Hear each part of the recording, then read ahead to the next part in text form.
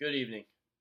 My name is Zachary Lafferty. I'm a junior at Missouri State, a computer information student, and tonight I'm going to be walking you through uh, what a business case is, as long as providing an example of one I've created that I think all CIS students should realize the importance of the CIS 3D8 course that's offered at Missouri State, which is on systems design and analysis, and my business case is on why CIS students should take the opportunity to take this course. Now, with a business case, one thing to know about it is it's a justification for proposal, um, and it should describe the project clearly. It should provide justification to proceed with the proposal, and also the financial impact for this project, because it is going to cost a certain amount of dollars and time. So it's important to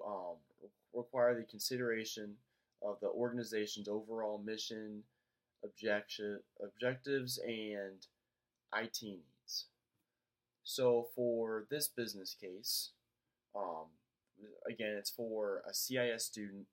who is willing and looking to have a better understanding of systems design and analysis, and they're looking to have an upper hand in the field. So whenever they go to apply for a position, they will be able to take on an opportunity instead of the other candidates. So the document structure of a business case consists of an executive summary,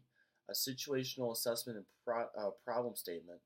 the product description, solution description, cost-benefit analysis, the implementation timeline,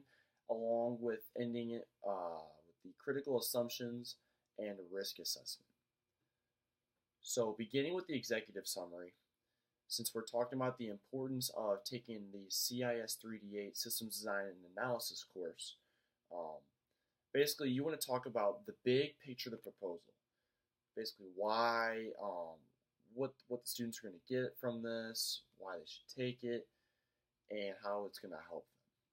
them. Walking through the next part of the process in the business case is going to be the situational assessment and problem statement.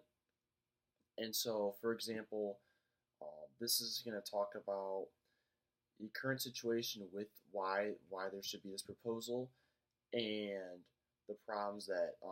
when you take this course, how it's going to affect and solve that issue. So for this, the situation and problem is that students may have trouble trying to graduate without having an idea of what kind of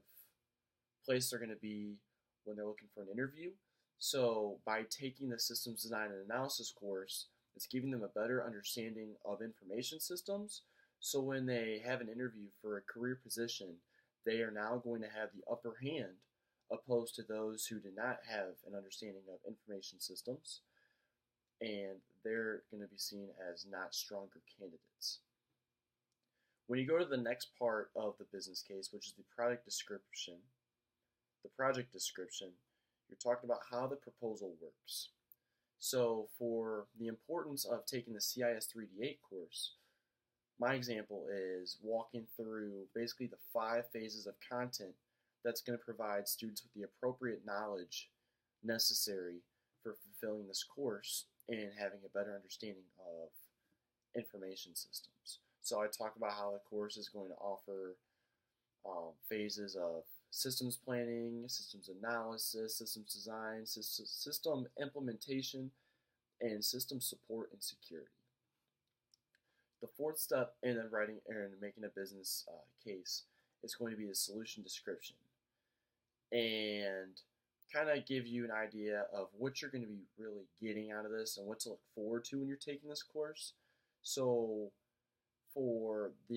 taking the course in my business case, I talk about how students that take it will be able to identify the skills necessary for how to construct a business case,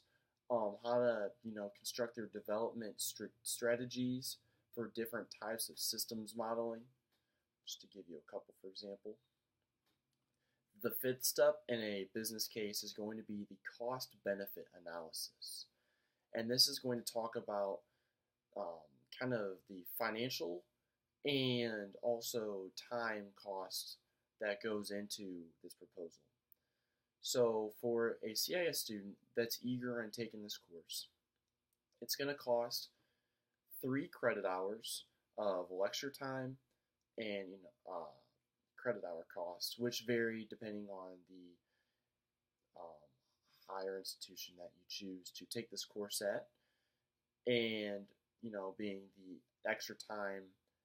studying that you will need to have a better understanding of the concepts that go into taking this course. And it kind of shows how it may take a little more time, but the results may be more rewarding, because in the end, if you put in 9 hours of studying a week and you pay, let's say, $600, $700 for the course, well, it may just be what gets you that career position over someone who was not able to take it, which could lead to a $60,000 plus position, which would then be much more rewarding in the end. The sixth step in a business case is going to be the implementation timeline, which kind of gives you a step-by-step on how the proposal is going to work, for how this course is going to take place. For example, there's different chunks that are shown graphically on a Gantt chart, which is a horizontal bar graph that shows weekly chunks of what's going to happen in each step of the process within the proposal.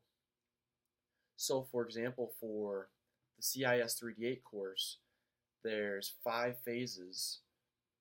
of the course, which are broken up into a couple weeks each, that help break down what chunks of the course are going to be taken and what information is going to be gained from taking this. And then when we go into the final step, which is going to be the critical assumptions and risk assessment, and this just clears up any assumptions of the course by using the SWOT analysis. S stands for strengths, W stands for weaknesses, O stands for opportunities, and T stands for threats. And when you walk through the SWOT analysis of the entire course, by the very end of the business case, you're going to have a solid idea of what this proposal is about, and it will hopefully, if you're addressing this to someone that's able to implement this proposal, this might be the key in making that happen. So for mine, I talked about, the strengths of taking it is having a better understanding of the information systems. Weaknesses, maybe the costs, but people need to think about the opportunities that they'll be given out of this experience. And there may be a couple threats, like it might be too challenging for a student's GPA, but like I said, if you put in the hard work,